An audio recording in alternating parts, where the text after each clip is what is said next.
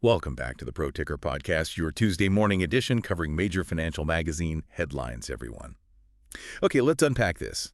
Today, we're diving into a stack of really fascinating sources, mainly from CNBC, Reuters, Bloomberg, and Yahoo Finance, all published on or around July 22nd, 2025. Our mission: to distill the absolute most important insights from the global financial headlines. I mean, everything from market movements to corporate strategies, even shifts in consumer sentiment. You're going to walk away with a shortcut to being truly well-informed about what's, moving the markets this week. Absolutely. And what's fascinating here is how interconnected these global headlines really are. We'll be connecting the dots between market performance, trade policies, and even the evolving role of digital assets. We're looking for those aha moments, the things that help you see the bigger picture, not just like a list of numbers. Okay, great. Let's start with the broad strokes then. Specifically, what happened in Asia.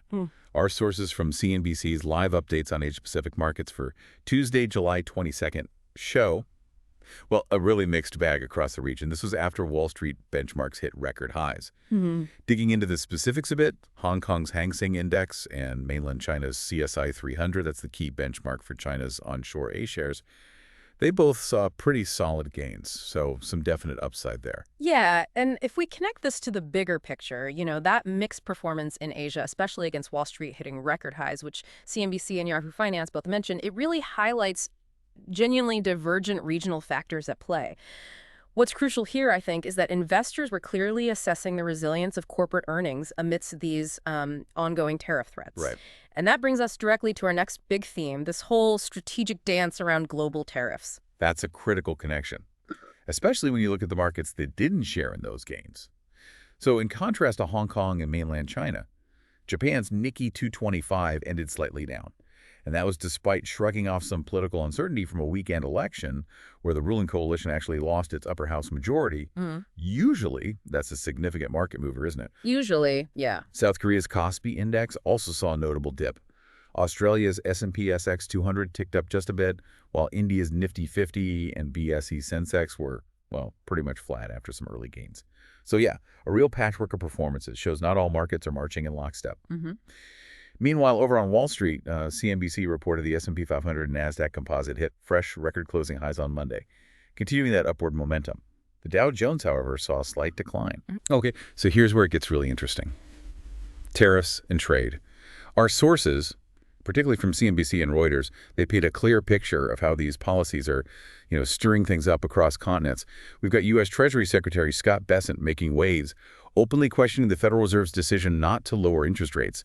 He cited very little, if any, inflation. And he even suggested a review of the entire Fed, questioning the approach of all these PhDs over there. I mean, that's a bold statement. Hints at significant internal tension. It really is. And Besson also explicitly stated, as reported by CNBC, that these upcoming August 1st tariff deadlines are designed to push the U.S. toward better agreements with its trade partners. So this isn't just about revenue. It's fundamentally being used as a negotiating tool, right, to reshape trade dynamics. Given this strategy, what's the impact we're seeing on the ground for major U.S. companies? Well, it's definitely not just abstract policy. We see the direct impact, like on General Motors, as CNBC reports. GM's preparing for its Q2 earnings, and a major watch point is precisely the impact of Trump's 25% auto tariffs. GM has already strategically invested, $4 billion in U.S. plants, specifically moving production from Mexico to mitigate these risks. Right, proactive move. Exactly. And crucially, they've also lowered their 2025 earnings guidance by a substantial $4 to $5 billion because of the expected tariff impact. Plus, there's the looming end of EV tax credits on September 30th. That's $7,500 for new EVs, $4,000 for used, which presents another fresh challenge for automakers. And it's fascinating how the EU is responding. Our CNBC source highlights they're now considering deploying their anti-coercion instrument, the ACI.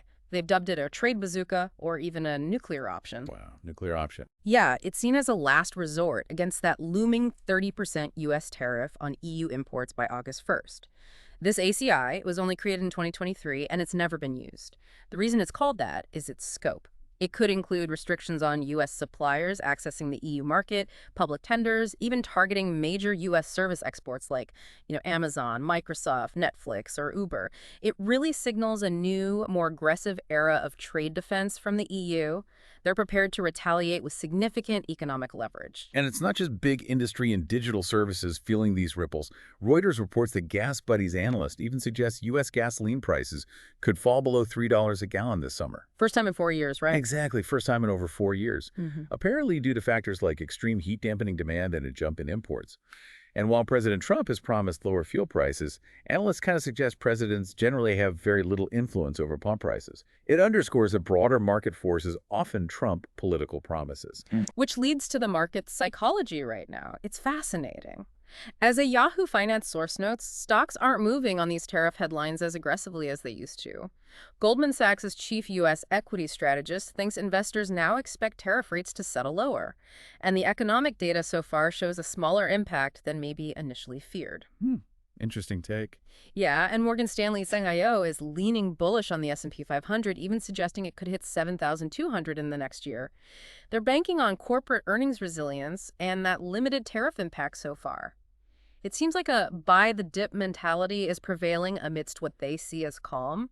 Although, they do acknowledge short-term risks, like rising Treasury yields and the potential for tariffs to eventually raise inflation.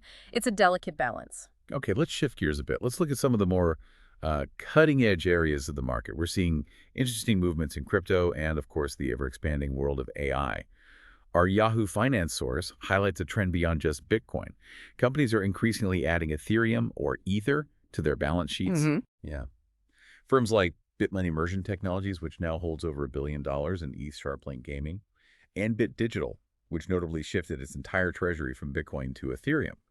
They're making big bets on Ethereum's role as the dominant infrastructure for decentralized finance, or DeFi. And it seems to be paying off for some. Ethereum surged, 60% in the last month, near $3,800. This signifies a growing maturity, maybe, in crypto strategy. It's not just Bitcoin anymore. Yeah, that raises a really important question about strategic asset allocation in the digital space, doesn't it? I mean, while MicroStrategy remains, as their executive chairman says, 150% Bitcoin, other companies clearly see distinct value in Ethereum, especially for its killer app of tokenization, converting assets into digital tokens and the network fees from stablecoin transactions. Those are digital currencies pegged to fiat, like the dollar. So it suggests a growing diversification, not just Bitcoin as the sole digital treasury asset. Right. And Yahoo Finance also mentioned Trump Media announcing a $2 billion purchase of Bitcoin and related securities. That makes Bitcoin about 2/3 of its $3 billion in liquid assets. This follows the signing of the Genius Act, which sets up the first federal framework for dollar-backed stablecoins. So, context there. But the source also points out, while many companies are trying to copy MicroStrategy's Bitcoin playbook, not everyone's replicating the success. Trump Media stock is actually down over 40% year to date. Oof. Okay, and speaking of exciting tech, AI just continues to dominate headlines. Jim Cramer on CNBC, he recently noted a group of Parks stocks, that's Palantir, AppLovin, Robinhood, and Coinbase, apparently heavily hyped by retail investors. Cramer characterized the market as having two tracks, the traditional S&P 500, and then these retail-anointed stocks, often tied to quantum computing, crypto, rockets. The way momentum plays. Yeah, it's a fascinating split. Shows where a lot of independent investor enthusiasm is right now. Then there's Nvidia. CNBC reports Nvidia is back in the China market, with Washington's blessing, apparently, resuming shipments of its H20 chips. This is seen strategically by the U.S. to maintain the American technology stack in China, despite, those lingering concerns about China boosting its own domestic chip industry. Nvidia previously took that big $4.5 billion write-down on unsold inventory because of the prior restrictions. It's such a dynamic tension in the AI chip space, isn't it? Nvidia's return to China. Well, it could buy Beijing crucial time to develop its own rivals, but it also provides critical revenue for NVIDIA's R&D. It really underscores this geopolitical and technological chess match playing out in AI, both sides making calculated moves. And our Bloomberg source indicates competition is seriously heating up. A South Korean startup, Furious AI, they're an NVIDIA challenger, just secured its first major contract with LG AI Research for its RNGD AI chip. That chip is designed specifically to power large language models. So it shows real progress in the global AI chip race. It's not a one-horse race. Definitely not. And on another AI front, that ambitious $500 billion Stargate project, led by SoftBank and OpenAI to supercharge U.S. AI infrastructure, Reuters reports it's now focusing on a more modest goal, just building a small data center by year-end, likely in Ohio. Despite President Trump hosting top tech CEOs back in January for this big project, this shift suggests even mega projects face, disagreements over terms and locations, highlights the complex realities. Absolutely. Okay, let's zoom out just slightly to other key economic indicators and sector movements that caught our eye. On the bond market, U.S. Treasury yields crept higher on Tuesday. Investors are waiting for Fed Chairman Jerome Powell's speech. CNBC reports the 10-year yield was nudging up toward 4.4%, the 30-year yield nearing 5%. And all this comes as Treasury Secretary Bessent suggested reviewing the Fed as an institution, like we mentioned. That's a significant point of tension, right? Impacting borrowing costs, investor sentiment. Yeah, and it raises that important question about global consumer behavior, too, and the broader economic outlook. Our CNBC source on Chinese consumer sentiment from the Oliver Wyman study found 22% of affluent Chinese were negative about the economy in May. That's slightly exceeding pandemic-era pessimism. Young people, 18-28, were even more pessimistic. But despite that, Right. Despite that, affluent Chinese are actually more keen to travel internationally than pre-pandemic. 37% expect to travel abroad this year versus 32% in 2019. It's a crucial signal of changing priorities, maybe. A preference for enjoy the moment spending, often closer to home places like Malaysia and Japan rather than, say, luxury goods. It's this fascinating paradox, caution mixed with experiential spending. very interesting. Meanwhile, on the macro front here, that Fed Treasury tension regarding rates and inflation continues to be a central theme for the U.S. economy, shaping future policy. Okay, finally, let's quickly touch on a few interesting sector-specific highlights. European stock exchanges are apparently contemplating 24-hour trading, trying to attract retail investors, mirroring the boom in the U.S. where Robinhood drives significant overnight activity, and NYSE and NASDAQ have applied for extended hours. But not all European exchanges see immediate demand. And longer hours introduce risks, lower trading volumes, sharp price moves maybe. It also highlights a difference in investment culture, doesn't it? CNBC noted U.S. adults hold about 33% of their wealth in equities versus just 8% for U.K. adults. It's not just technical, it's cultural. Absolutely. And what's fascinating is the persistent bullishness on energy stocks, according to Bloomberg. Wall Street analysts remain stubbornly bullish on these kind of downtrodden oil and gas stocks, citing cheap valuations and President Trump's drill baby drill boosterism. Energy boasts the highest percentage of buy ratings in the S&P 500.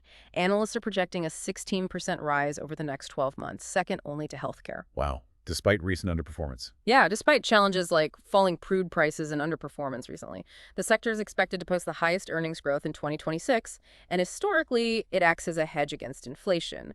So that raises the question, will this historical role play out again now? What does it signal about long-term inflation expectations? Good question. And just a few quick hits from CNBC that caught our attention. Alphabet, Google Class A specifically, is on a 9-day winning streak, up 9%. Its RSI, that momentum indicator, hit 72. Some traders see that as overbought, suggesting maybe overextended enthusiasm. One to watch. Defense stocks like RTX are also up, hitting fresh highs. Speaks to ongoing geopolitical tensions, I suppose. And even the humble egg market is making news. Cal-Maine Foods reporting his egg prices are predicted to fall from like $5 a dozen down to around $3 next year. Small but significant indicator of potential easing in food inflation for consumers. Right, affects everyone's wallet. So what does this all mean for you? I mean, from the strategic tug-of-war in global trade to these surprising shifts in corporate crypto strategies, the evolving AI competition, it's clear the financial world is anything but static. It really raises that important question, doesn't it? How will this evolving relationship between geopolitics, tech innovation in AI and crypto, and the core fundamentals of traditional markets continue to shape investment decisions? Will the current market calm truly hold? Or are we headed for more sharp reactions, like some strategists suggest, especially if those tariff expectations don't play out quite so optimistically? It's definitely a lot to consider. Hopefully this deep dive has given you some surprising facts and key insights to chew on, helping you cut through the noise and get to the most important nuggets of knowledge. We appreciate you trusting us with your time. And for us, we'll see you all tomorrow morning with new headlines from major financial magazines.